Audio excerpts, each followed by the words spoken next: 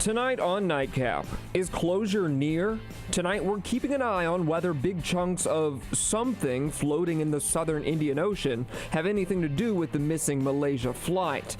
Plus, no more warnings allowed. Frisco City leaders have found a way to eliminate sign holders on the side of roads. Also, it was a first this week for Baylor Medical Center. Quintuplets were born. Coming up, we catch up with the happy mom and dad before all their free time just disappears. All that, and it's that time of year again. Men are dinking and dunking all the way to the doctor's office for a snip and a sew. Why today or tomorrow is the perfect time of year for guys to get a vasectomy. We are potentially minutes away from learning if some debris spotted in the southern Indian Ocean has anything to do with missing Malaysia Flight 370. Satellites spotted two objects that could be part of the missing plane.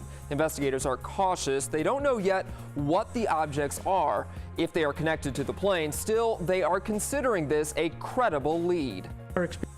For many of the passengers' families, that's all they can cling to is the hope they can finally have closure after 13 days of agonizing over the disappearance. Dallas police are looking for the people who shot and killed a man in South Dallas. It happened at a home on Crozier Street around 1 this morning. When officers arrived on scene, they found this man, 27-year-old Reuben Brown, inside his home suffering from several gunshot wounds. His house and a car outside his house were riddled with bullet holes. Witnesses say minutes before the shooting, Brown broke up a fight between a man and a woman. Brown, who worked for the post office, was taken to Baylor Medical Center, where he died. Dallas police have captured a man they suspect ran over and killed a little girl. This may finally give some peace to the family of 7-year-old Melanie Valdez. Police say she was hit and killed by a car on Tuesday while on a walk with her mother and sisters. 27-year-old Julius Maurice Spears is accused of being behind the wheel and leaving the scene. Dallas police say he has an extensive criminal record, which includes theft and drugs. Spears is now facing a second-degree felony for charges stemming from the accident. Spring break ends in tragedy for a group of young North Texans. One of their chaperones fell to his death from a balcony at a Panama City Beach hotel. Authorities identified the victim as 62-year-old Thomas Saunders of Southlake. He was a pilot for American Airlines. Saunders was on vacation with his 18-year-old daughter and her friends. Authorities believe the fall was the result of a medical condition and not from drugs or alcohol. A simple purchase on Craigslist gone wrong after they were scammed out of thousands of dollars, and that is only the beginning. When travelers were asked to comment on whether they want cell phone calls allowed during flights, the United States Department of Transportation got an earful. In December, the FCC proposed a rule that would allow airlines to decide if cell phone calls could be made mid-flight. Most of the comments we saw were no and are they out of their minds? It's no surprise. According to Expedia.com, one of airline passengers' top irritations are people who won't stop talking during a flight. And something else that's annoying, at least to your boss, is March Madness. And this might help you understand why. Bosses. March Madness can be painful for some guys, like when your favorite team loses a big game or when you head to the hospital for your vasectomy. Yeah, you heard that right. Coming up, the reason why urologists say they see an uptick in vasectomies this time of year. And if you do end up getting a vasectomy, you won't have to worry about this, guys. An East Texas couple will soon have its hands full. They're the new parents of quintuplets. No procedures here, just some fertility meds. The 5 babies were born at Baylor and add to the current family of 3. Doug? Well, Kevin, if you are really happy about spring, it might be in part because today is National Happiness Day. Oh. How thousands across the nation, including here in Dallas, are inspiring others to be happy.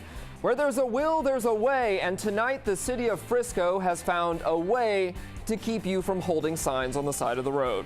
You're watching Nightcap, a different kind of news. Turn around. Am I going to be under arrest? Yes, sir, you are. And they were shouting at this guy. It was his crusade warning fellow drivers of speed traps, which led to the city of Frisco to act. Police charges have been dropped against Ron Martin because he wasn't violating any specific law. Well, that's all changed this week. Frisco City Council adopted a measure preventing people from standing on medians.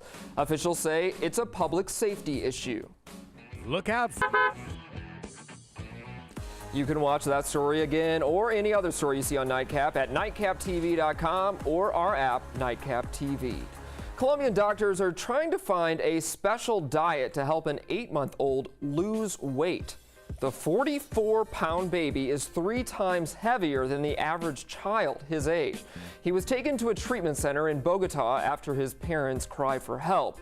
The baby weighs about the size of a 6-year-old, and it hinders most of his ability to move. Doctors hope to find a special diet to help the infant's size come down and eventually get him to a normal weight.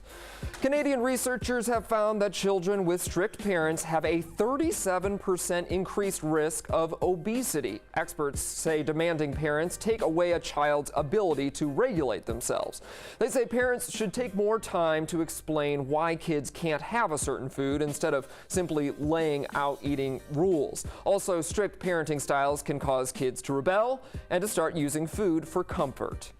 Teens in Kansas and Missouri may soon have to rely on the sun to tan. The Senates of each respective state will vote on bills for teen use of tanning beds. Parents have mixed emotions on the bill, but one dad and dermatologist thinks it might be a good idea. I do think it's a step in the right direction. According to the American Academy of Dermatology, 28 million people use tanning beds each year, and more than 2 million are teens.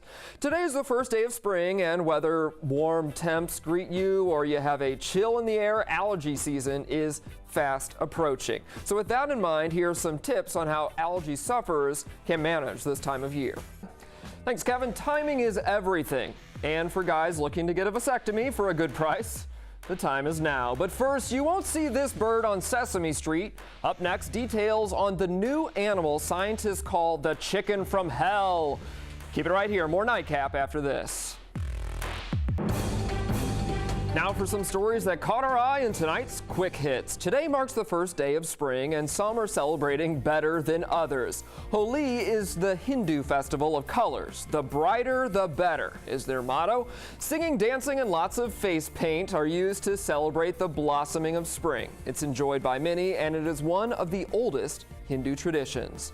Take a look at this. Paleontologists are calling it the chicken from hell. The skeletal remains of this dinosaur appeared in 3 different sites in North and South Dakota. The big bird weighed about 600 pounds and stood 10 feet tall with sharp claws. A replication of its skeleton is on display inside Pittsburgh's Carnegie Museum. The Milwaukee Brewers introduced their newest member of the team today. Did I mention this was at 5 in the morning? Hank the dog made his first public appearance.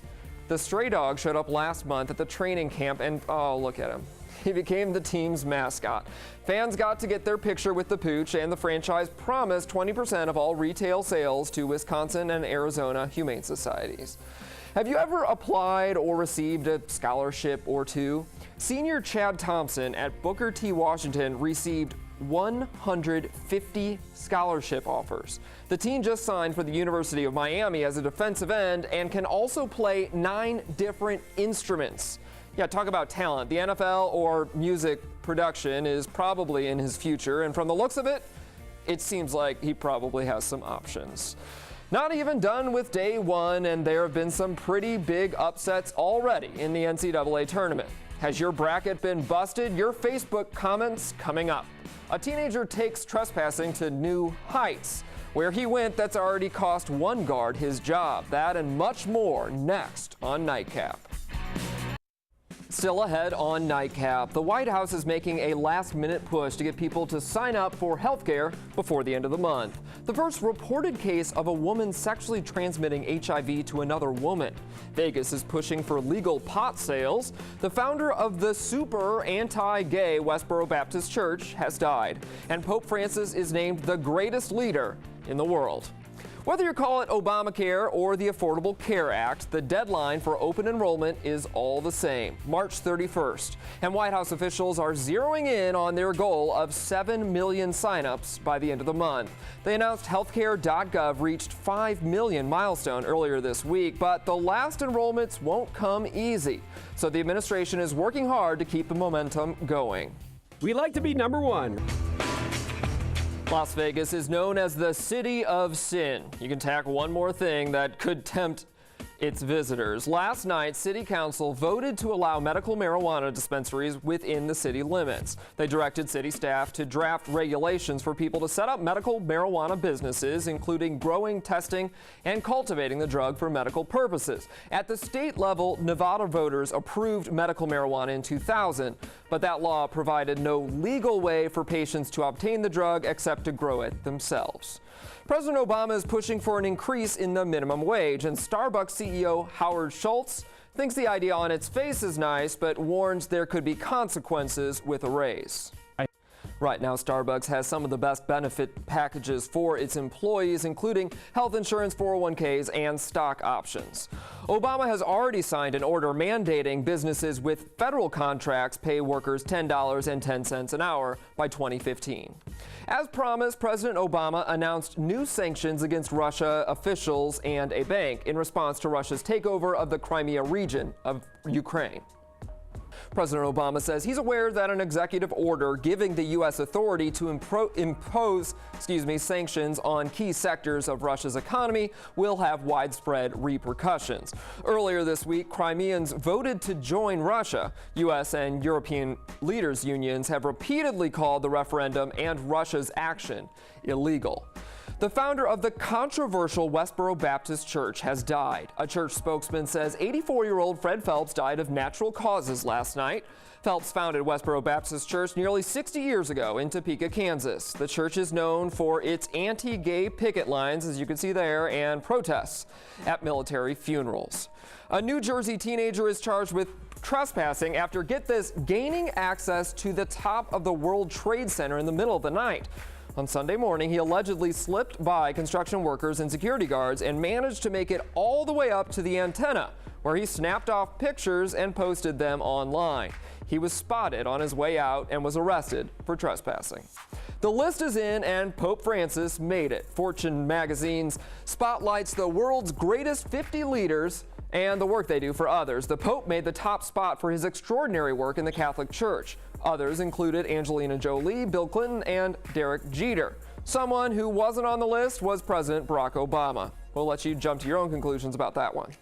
Did you find yourself with a big grin on your face today? There is a reason why you might have been in a better mood. But first, is your bracket busted already? That is tonight's Facebook question, and your comments are next.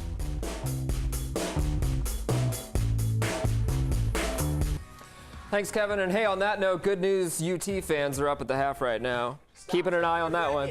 I may.